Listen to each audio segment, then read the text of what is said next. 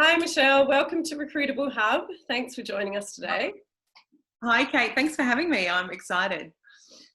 So, Michelle, we're just going to run through some tips for Recruitable Hub community for CVs, cover letters, and any general tips you have when it comes to applying for a job, any part of the process. So, Michelle, first of all, how much experience do you have recruiting or as a manager? Well, I'm old, so I have about 25 years experience working with groups, teams, mainly through the Flight Centre Travel Group, but also with other companies, particularly on the recruitment side of things. But I guess I've been involved in the recruitment process and, yeah, probably over a 25-year period. And what was your position at Flight Centre, or your positions? I had a large range of positions: team leader, area leader, nation leader, recruitment, training, leadership development, customer sales leader. So quite a few. So I was very lucky, and I worked both in Australia and overseas. So very lucky to have that. Apart from that, so it's interesting. I was chatting to a friend of mine yesterday who, found herself. Well, we all have in the circumstances that everybody's in right now, and perhaps reapplying for jobs that they've been in companies for a very long time and didn't figure that. And she'd been sending off a lot of letters and a lot of applications and trying lots of different things. And I think that the hard thing right now is, particularly with technology and you can Google anything and you can download any template and they almost are so curated and perfect that they're all perfect. So you're just looking at the next one, and it is, how do I personalize it so that I stand out? And one of the things, and she, again, we were just throwing around ideas, but she said that the one that she recently got some success in to getting to interview was, and it was an application for a small company, but quite a fun company, and the advert read very fun as well. So she responded to it in a way that, yes, it was professional and she personalised it, but she allowed her personality to come through in the responses so that they could see there was a person there. But her opening statement was along the lines of, "I literally smiled from the beginning to end as I read through your job advert," and as opposed to responding to position of, which is probably what I would have done in the past and looked for, that sort of real seriousness. So, and then she responded with humour, but demonstrated her skills and qualities in a way that said that for I guess the person reading her application saying, well, she's really read the advert, she's really responding to that. And then the CV is probably more the factual running sheet of character and capability. So I guess, what am I trying to say? I think it's yes, use absolutely the templates and the professional responses are really important, because it's annoying when you get hundreds of them that aren't put together well. So they stand out immediately. And then there's this massive basket of cover letters and CVs that are so overly curated that I don't get a sense of who this person is. And so, and look, I guess it's, how do you bring your personality through, particularly in the cover letter, and that's, I guess, where you guys professionally give that guidance. But it's, how do I stand out?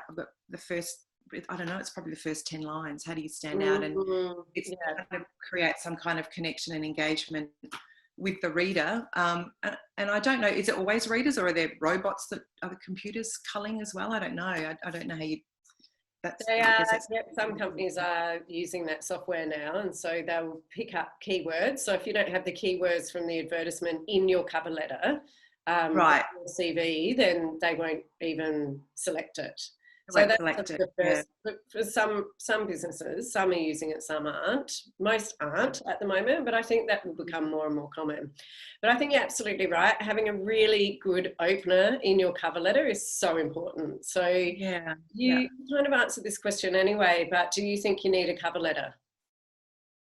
I do, absolutely. Yeah. And well, I absolutely do, because I feel that well, often it's asked for. So again, that's another annoying thing. If people ask for a cover letter and you don't provide a cover letter, I just go, yeah, you haven't even read the basic instructions. But, and again, I'm old school, but I feel that the cover letter is your opportunity to bring through some of, I guess, more of the personalised components of how you really are aligned and the right person for that particular job that you're applying for, but also bringing through some of that personality. Whereas the CV is the demonstration of the skills that have driven the outcomes that you want to be recognised for, so they can make a perfect match, I guess, to get you to the next stage. So I absolutely do. And I actually really enjoy the cover letter element, because for me it's where I might get a sense of who could I potentially be meeting when they're sitting in front of me, whether it be via Zoom or face to face. So that's how I kind of look at it. I kind of look for a bit of the personality in the cover letter and more of the factual checklist components and demonstrated skills and successes, I guess, in the CV. Great. And can you think of your most memorable cover letter that you've read? I can't think of many so I can think of many. I guess I see the people that ended up in the role. Yeah. Because and there were so many, particularly when I was in England, and because I was part of their entire process. So reading the CV, interviewing, and then training them, and then developing them, and then eventually, sort of through the whole journey. So there's some ones that really stand out, but I'm probably seeing more of the individual standing out, and I see the cover letter. So I think, no, I can't. I can think of many that didn't. So for me, it's like, no, I can't answer that one. Sorry, that's a really bad answer. Because I'm seeing the person. That's a really bad answer. I guess, hang on, I'll rethink that. I guess ones that really stood out well were they engaged me with them. And there was one particular girl, Claire, but she engaged me the whole way through, and she was an applicant that a lot of people said no to her, and she ended up being one of our most successful staff members, and I think she's still at the company today. But she just wrote beautifully, and it was really personal. And I remember her, I don't remember what she wrote in her opening statement, but it was something that really grabbed me right from the get-go. So I think, and I remember she talked about singing, and her favourite song was Jolene, and that is my karaoke song. Oh. And so you were sold, absolutely sold. So I guess I was intrigued. I was intrigued to read more.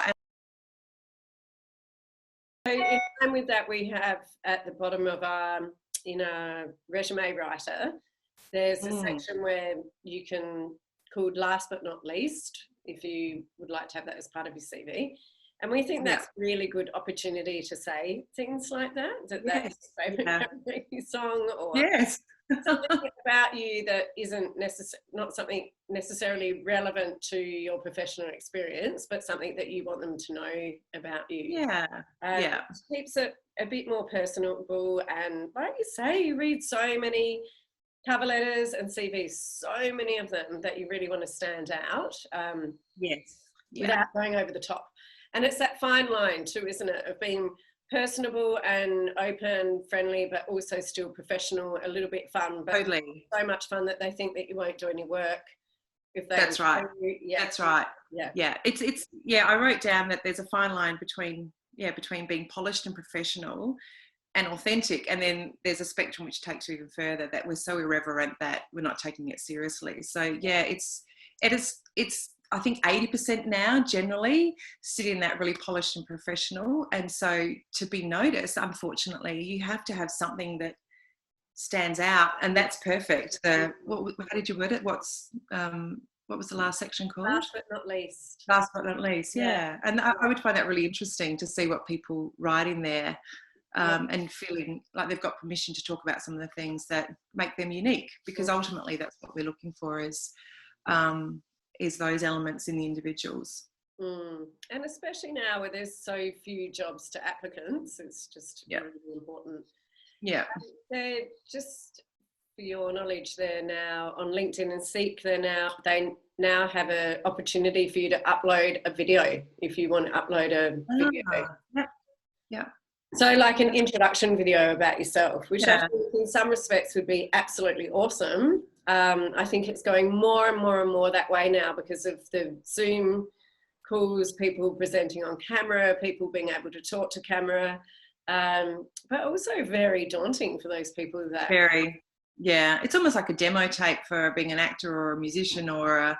Yeah. And it's hard too because some people might have the tools and the technology to curate an amazing one with, you know, looks like they're going to win a Grammy Award effort video, and others that don't. And so it's I guess that's up to the recruiter to be skilled enough to really hone it, not be bamboozled or hooked in with the theatrics too. Yeah, or judgmental as well, I think is... Yeah. I mean, even for us talking on Zoom, it's nerve-wracking, isn't it? We're recording and suddenly it's differently, and you don't feel relaxed, and you're not yourself, and you talk That's right. Robot. That's right. I mean, yeah. So very interesting. We are heading that way, though. So yeah, definitely. Starting a new job. Yeah. Okay. So I think, well, my advice would be use the experts for a start, which is awesome that you're putting this platform together, and be open to trying lots of different things. But, you know, for me, I guess some of my biggest tips, it's always about, and it's easy to say when you get to the interview phase because you've got to get there first, but is to be really authentic and really and practice what it is that you're going to say. You know, being interview ready is a really important skill, but it's something you've got to practice. I remember I've sat in so many interviews, and it's really awful to say, but I used to have to put my finger here to stop myself from yawning sometimes, because I felt like, when am I going to meet somebody that's going to actually engage with me? And it almost became a little bit robotic with some of the people that I was talking to. And this is a long time ago, where I was probably interviewing, I don't know, 20 people a day. So it was sort of a tough gig. But the things that I always say to people, and it was interesting actually, my 15-year-old daughter had her first job interview yesterday for the part-time job cafe around the corner. So we were practicing some things, and I said, look, these are the questions they're going to ask you, so you really need to think about it. So it's interesting when you talk to somebody for the first time they've ever had to do that. And I said, because the things you can't say are, I don't know. You have to have, you know, some answers up your sleeves, because they're going to try and understand, you know, give me an example of when or whatever. But, you know, I've had people in interviews yawn their head off, and it's amazing when you, and so I go, okay, so we're not really that keen to be here. And I've had people get up, and there was one interview I did, and it was the second part of the process. So it was actually an on-site in a store, and we went out to this cafe, and halfway through a very significant question, she sort of looked over and had noticed a friend walk past. So she just said, oh, do you mind if I get up and go and say hi to my friend? And I'm like, oh, sure, here you go, thinking, right, you're off the list.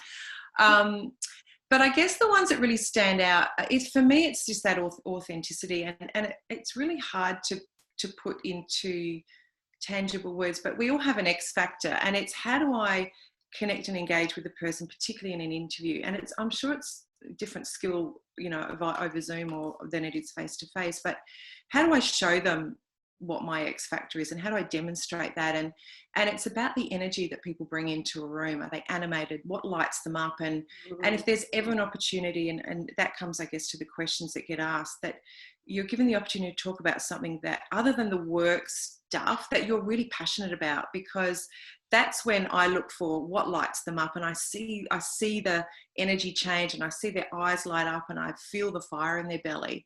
And that's when I get a real sense of, yes, everything you've given me before is professional and curated, and it's ticking all the boxes, but I want to see you, and I really want to get a sense of, are you somebody that I see that is aligned to the values of our business? I want to understand what your capabilities are, so that they're matched to the job, but you'll learn more.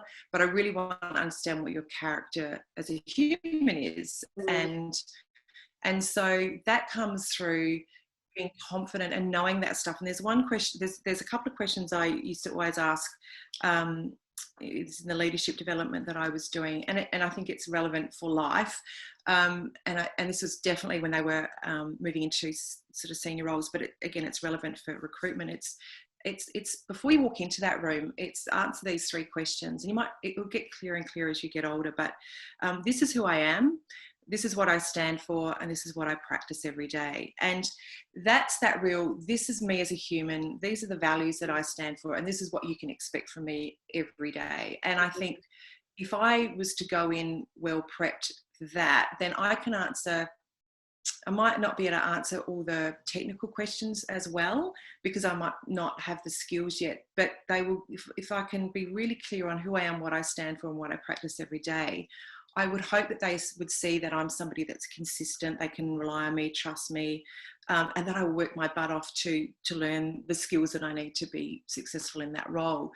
And those things, and that's what I got my daughter to think about yesterday, was I want you to have a real sense of, if you were to, give me this role, this is me, and this is what I stand for, and this is what I will practice every day. And so that might sound a bit wanky, but I kind of feel that real sense of individual character is what a good recruiter will really look for in the interview. And the other stuff is as important, but the X factor comes from, it's a comparison thing, isn't it? You might have 10 applicants that you've interviewed, and you pitch them up side by side, and it's what are the things that stand out. And I think it's those things that you can't necessarily write down, but you can demonstrate in your behaviours, but you have to be clear about those in your own mind and own heart, soul, whatever, intrinsically to be confident when you are in those situations. So that's a very long-winded answer, but I think, I don't know, for me it helps people be authentic,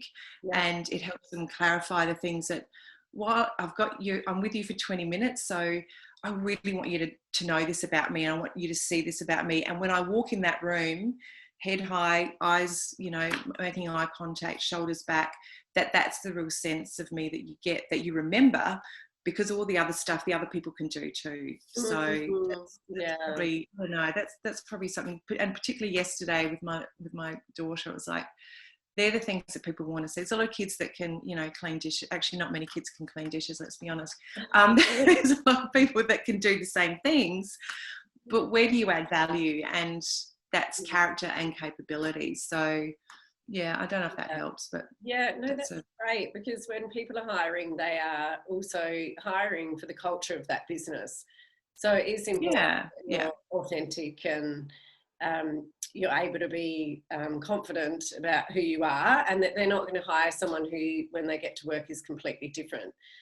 Nerves can take over though, which is why I agree with you. Practicing before an interview is really important. Running a research of the business, thinking about who you are, what it is that you want to do, what you can contribute to the job, and why you want the job as well, I think is really important. Absolutely. And it's interesting with nerves, like a lot of people are worried about being nervous, and it's like, and me being on the other side as the recruiter, it's like, I would expect you to be nervous. It's showtime, and I wouldn't ever judge somebody for being nervous. I would again try and set up the environment so that I see them at their best. But it's okay to be nervous, and it's okay to really, I'm a babbler, so I've got to stop talking and really think about the question. And that's probably the standout. The people that when I ask a question, and they kind of pause, and I can see them really thinking about the answer, and then they respond so beautifully. And it's because I can tell they're nervous, but they're not rushing through just to fill up the silences, and they're actually answering the question that's been asked, where there's other people that just would babble and they haven't actually given me the answer that I'm looking for. So I have to go back. Okay, again, let's go back to the question that I asked. So it's okay to be nervous. It's really important to understand the types of questions that you might be asked, and that, speak to people who are in the recruitment field. But it's okay, but take your time and really think about your answers, so that they're spot on, because you only get a short amount of time to do that. And I think I definitely lean into the experts, and you know, I was really lucky enough to work with a sort of a coach, I guess, who helped put my CV together. And I don't think we're very good at bragging about ourselves or even writing that stuff down. It feels a little bit weird, all those achievements and skills, but it's really important. And, you know, get somebody to look over it, read it, you know, have lots of different versions of it, and then have one that you're really happy with, and well laid out and templated. So, but yeah, I guess the personality for me is the big thing. Should you get the opportunity, and that's, I guess, the process, but there's all these other things you've got to do beforehand to get there. So I'm sure your business will, you know, help them with that so much. Like how lucky are people now that there's somebody they can go to. And I remember that back in the day, I think my CV was about 15 pages long, and it would have had certificates from, you know, when I was in grade 5 surf life saving, and it's like, oh my God, you know, who's going to read through that? And I'll tell you my biggest faux pas for an interview when I was quite young. I went for a sales job, and I got my eyebrows waxed before I went into the interview. Oh no. Really, really badly, like I get really red. Although I don't know why I didn't think that through. I think I just thought I needed to get it done. I was really panicked about it. And I think it was a particularly bad day that my eyebrows reacted, and I had to go into this interview throbbing red here, and I was sweating, and all I could think about were my eyebrows. It was so terrible. I think we ended it within 15 minutes. Oh no. Yeah. Oh, no. My biggest faux pas, and I still remember it vividly, and I was telling Katie about it yesterday, and I was probably about the same age. I was 15, and it was at the Pizza Hut in Whyalla, and my mum, as she was driving me there, said, you know, make sure you've got a question to ask at the end. It's really important to ask them a question, which is actually, I think, is a really good thing, but prepare the question. So I took that on board, but I hadn't even thought of a question. Anyway, Edna Redpath, the lady that interviewed me, she was quite formidable. And at the end, she said, have you got any questions? And I said, yes. And the first thing that popped in my head was, if I had a skin disease, could I still work at the Pizza Hut? And she looked at me and she said, have you got a skin disease? And I said, no. And she goes, well, that's kind of irrelevant then, isn't it? I was like, oh my God, it's stuck with me forever. So I said to Katie, have a question, but make sure you know what it is, and don't make it about skin disorders if you're working with food and health. But I got the job. She must have liked. Well done. Yeah, well, you were pretty unforgettable with that question. Yeah, well, probably, yeah. Yeah. Funny. Well, thank you so much for your time. Lovely to I hope that helped a little bit. Yes, it's awesome, love. So good.